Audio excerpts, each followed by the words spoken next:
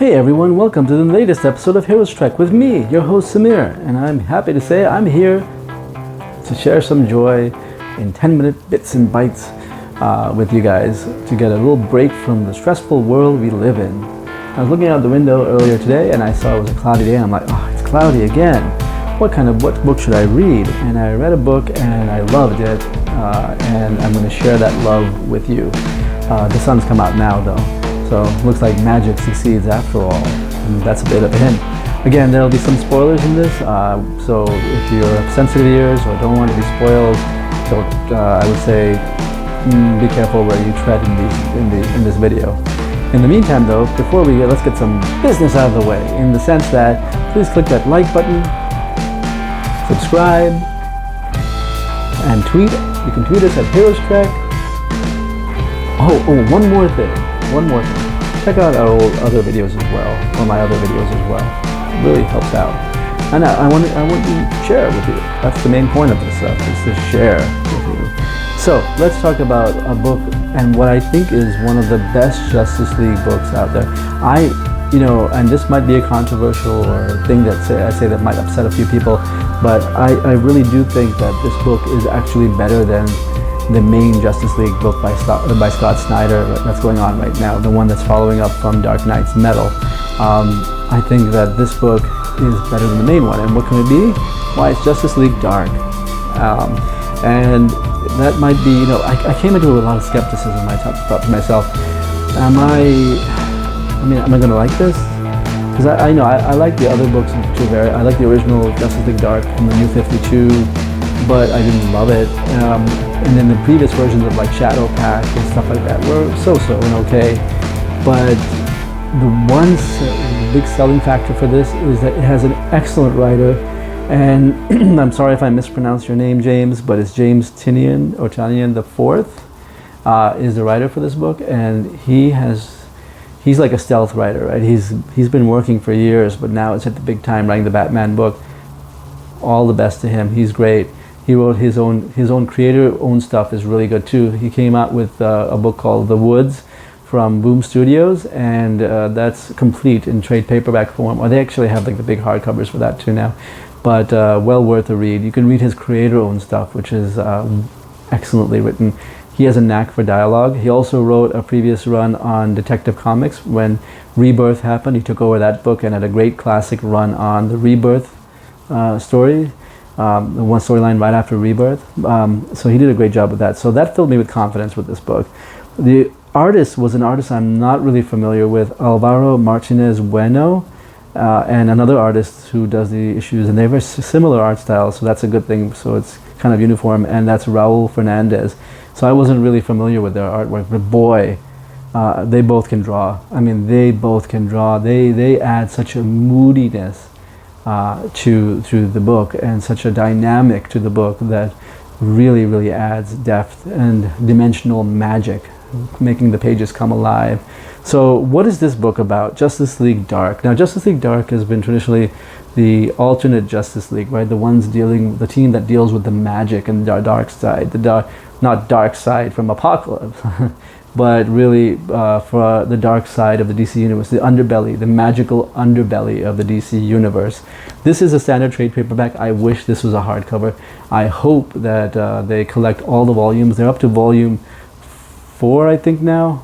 Yeah, I think they're up to volume 4. I hope they collect all the volumes in an oversized hardcover or an omnibus, because it's that good. This book is so good. It sucks you in, and James Tynion just really knows all these characters so well. So he's smart. As a writer, he knows that with a mainstream character like Wonder Woman, even a Batman or Superman, you can't really do much with them because they're being shared across many different books. And you have to get clearance from other writers, and there's only so much character development you can do in an offshoot or a book that's on the side, and that the main writer for their main book wants to do most of their characterization, dramatic work there, right? So he builds a team that's composed of other characters which are not in other books that he can really play with and really work on character development. This, if I had to encapsulate this reminds me of really early Vertigo. Before Vertigo became really completely dark and adult, it was like when Swamp Thing first started into Vertigo territory and stuff. It reminds me of that, and uses a lot of those characters, the magic, the book. It mentions the books of magic, you know. It mentions there's a lot of historical, magical context in there. James Tynion, the writer, has done a lot of homework on this. And what is this book called? Of course, this one is titled Volume 1, The Last Age of Magic, right? Last Age of Magic. And the characters that make up this group are Wonder Woman, who's of course leading the group, and Zatanna, which is always great to see Zatanna back in the spotlight. Man-Bat, of all people, Man-Bat. And Man-Bat is really funny. He's like funny and yet ironic, and it's just wonderful to see the mixture of characters. Swamp Thing, which is good to see Swampy back, and Bobo, the detective. You know, he's a chimpanzee who's a detective as well, but also has strong ties to the magical world of DC. Like, he runs the Oblivion Bar, which is this interdimensional bar with all these sorcerers and people who deal with magic come in to play and come to kind of just talk about things and run from danger. So what's this book about? Let's talk about that. It is volume 1, but the story is fairly complete, so I wouldn't worry too much about that. You can pick this up and be satisfied with it. Here we go. Magic is broken, and only only one team can fix it. Wonder Woman, Swamp Thing, Zatanna, Man-Bat, Detective Chimp. Apart, they are a goddess, an elemental, a sorceress, a mad scientist, and, well, a chimpanzee detective. But together, they are a superhero team like no other, led by the Amazon princess herself and assembled to fight threats bizarre, magical, and dangerous.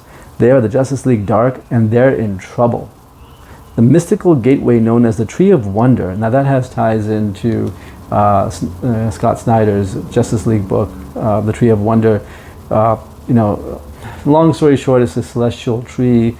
It's supposed to send a signal. It lands, it plants itself on Earth, and it plants itself right next to Salem's Tower, which is, a longtime DC Universe readers would know, is Dr. Fate's tower. That's his kind of home base. And Dr. Fate is in this, so which is another great thing. The mystical gateway known as the Tree of Wonder has opened the door, and something terrifying has come through. This evil entity will turn all of existence upside down. Magic is dying on Earth, and unless this strange new league sets it right, humanity will die with it.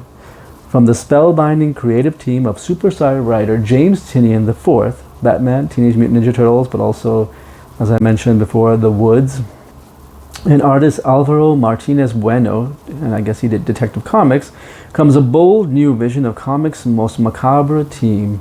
Spinning out of Justice League No Justice and Dark Knight's Metal, this new reader-friendly opening volume collects Justice League Dark number 1 to 3 and 5 to 7. Now this is an interesting one, right? 1 to 3, and then it jumps to 5 to 7. And the reason it does that, and it's a bit jarring, I have to admit, is that because in between issue 4, there was a crossover and was a series written by James Tynion, but it was called The Witching Hour, and that was kind of like, that's also, I'll do another review of that, and once I've posted it, I'll put the card up there and link to that up there.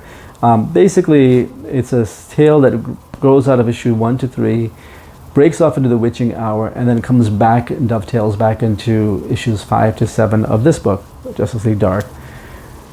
That's an odd way of doing things. I wish they had put everything in here. It would have been nice, but it would have been a much thicker trade paperback. If you want to complete the complete story, you would have to get this and the hardcover or trade paperback. Now they've released a trade paperback of The Witching Hour by Wonder, and that focuses on Wonder Woman and some things that she goes through. But I don't want to get too much into that side of it. Let's talk about this book here.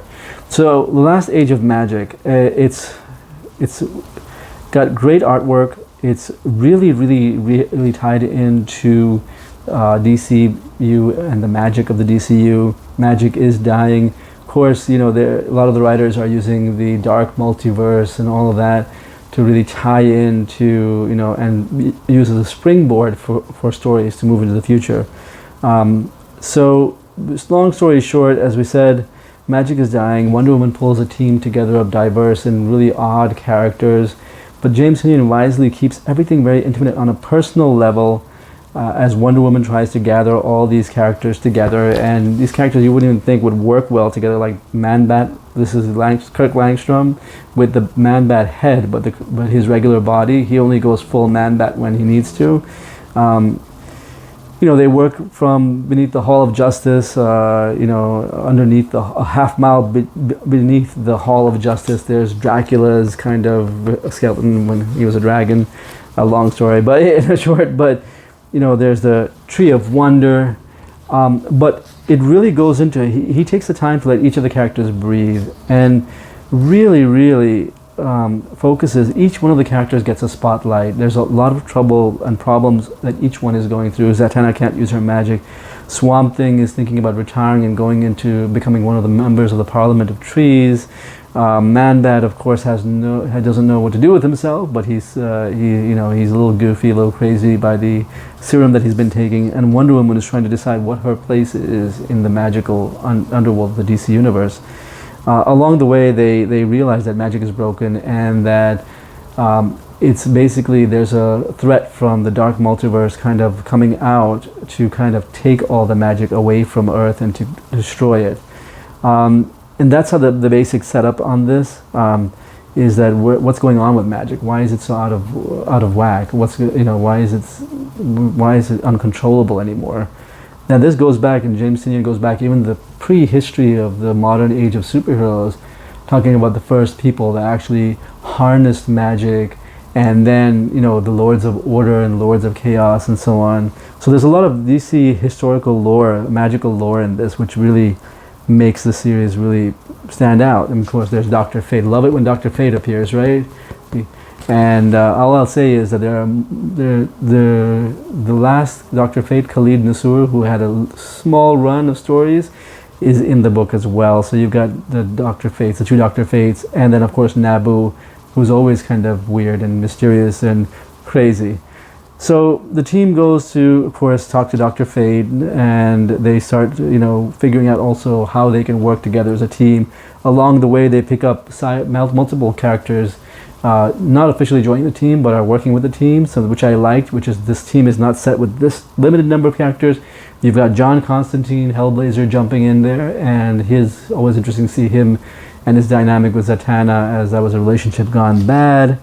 And is also the way he interacts with Swamp Thing. They find out, long story short, that Dr. Fate is not what he seems, and Nabu has taken over Dr. Fate and is helping to speed up the demise of magic.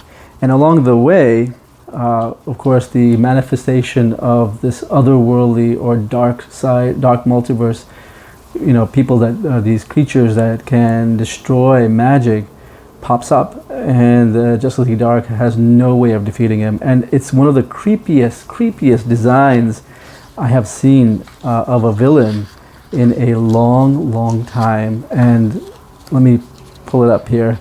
So you've got, there we go. Here we go, right over here.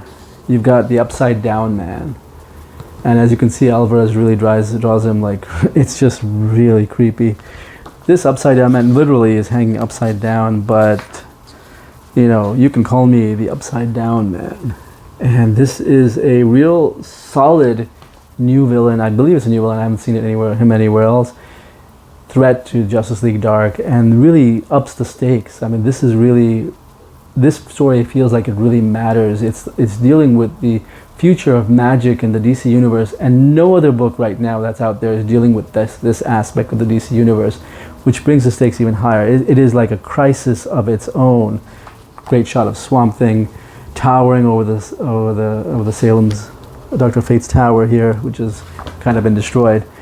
And there's resolution of the storyline is not here, right? This is building the foundation of the story itself. So issues 1 to 3 introduces the reader to the Upside Down Man, and then issues 5 to 7 takes a look at what's going on with Bobo in terms of why he is what he is. You learn more about him losing his best friend and being now made master of a magical dimension. The heroes travel to this magical dimension and see everything's out of whack. The dead have come back to life, only reinforcing that magic is kind of broken. And it's a wonderful tale. 5 to 7 talks about Mira, which is the world that Bobo is in charge of right now. And I don't want to go into too much detail with that. But it basically shows you the magic, opens up another magical chapter of the DC universe. Finally, we end up with issue number 7, which is, I loved it because it was basically focusing on Man-Bat. Or Man-Bat, yeah, Kirk Langstrom. And it's a series of short vignettes or stories called Tales from the Other Kind. And that's where the Nowhere Upside Down Man is. It's the Tales, the Other Kind. Those are the creatures that are coming into our universe now and are going to destroy magic. And basically takes a trip through. So, Man-Bat Kirk Langstrom is getting these dreams, and it's showing you how the other kind, how the Upside Down Man and the others of his kind, which are really grotesque, are slowly destroying different aspects of the magical universe, such as, the hell, demons of hell. You've got really, the vampires. You've got I, Vampire, Andrew Bennett here, which is great to see all these characters. And then you've got Frankenstein, of course. You've got the Shade, superhuman advanced defense executive. So you've got Frankenstein and his team. Again, doing battle with the other kind. There's a creepy scene here of Frankenstein with the other kind, the monsters crawling out of him and tearing him apart, basically. So it shows you bit by bit how the other kind are tearing everybody apart and destroying magic across, and the people that wield magic, or are the sorcerers, the magicians, and so on. You also have the return of Zatanna, who we figure has been caught in the other kind's dimension for a long time, along with one of my favorites from the Justice Society era, Sargon the Sorcerer. That goes back a ways. But you realize that Zatanna has been, Zatara, right? Because that's Zatanna's father. Zatara has been prepping Zatanna for this moment, for this battle, since she was a child. So you go back to her childhood and you see instances of Zatara training his daughter, which was great to see that. So James Tynion really keeps character development at the forefront. And then the action springs forth from that. So it's a very wise choice. Plus you have a team where he has complete control as a writer over. He doesn't have to worry about playing it safe with them. Anything could happen to these characters. And when Volume 2 comes out to really build upon this storyline and bring some conclusion to the storyline, you see that character development pay off and real changes happen. Whether it be changes with Swamp Thing or Man-Bat or Zatanna or Constantine, there are real changes. Of course, Wonder Woman is Wonder Woman, and through the whole thing, he nails her characterization perfectly. He gets it just right. But Wonder Woman is Wonder Woman. Her character growth per se is smaller in terms of the other characters. The other characters seem to grow more along the storyline. So this is an excellent. There are no real extras in here. I mean, the only thing is there's a variant cover gallery by some different artists like Greg Capullo, who does great work with the artists and covers, the variant covers, and that's about it. Some character designs by Alvaro Martinez Bueno, which are really fun to look at, and the creepy ones. This is the great one. These are all the other kind. If you can pause that, you can see how creepy they actually are. Yeah. So all in all, and there's of course the Upside Down Man. Can give you nightmares. So all in all, Justice League Dark, well worth a read. Better than the main Justice League book. I have read Volume 2 and I've read Volume 3, and I have to say each one of them builds upon this one. I've also read The Witching Hour to give you the whole picture. So we go from Volume 1 to The Witching Hour to Volume 2, then Volume 3. But well worth a read. If you are invested in these characters, like to see character growth and character-driven storylines that are creepy and will make you kind of feel like, yeah, that's icky, then this is the storyline for you. This is worth checking out. One of the best books put out by DC recently. Some of them have been hit and miss for me, but one of the best, and by a really great writer, James Tynion IV, with Alvaro Martinez Bueno and Raul Fernandez and Brad Anderson on the artwork. The artwork is seamless. The styles are very similar. And that's why I like, so it doesn't jar the reader. It really feels like an important storyline, which is always challenging for a writer to do. Make a storyline seem like it's important, right? And the shared universe, it's hard to do that. So more props, thumbs up to, and respect to James Tynion for being able to do that. Okay, so that's it for me this time. I hope you enjoyed this deep dive, what turned out to be a deep dive into Justice League Dark. No magic here, no sleight of hand. It's just a good book. I'll see you soon, and before I go, make sure you click that like, subscribe, tweet us at Heroes Trek, check out our old videos, or the previous videos, and they're never old, they're evergreen. And of course, I will talk to you real soon. Stay safe, stay happy. See you soon.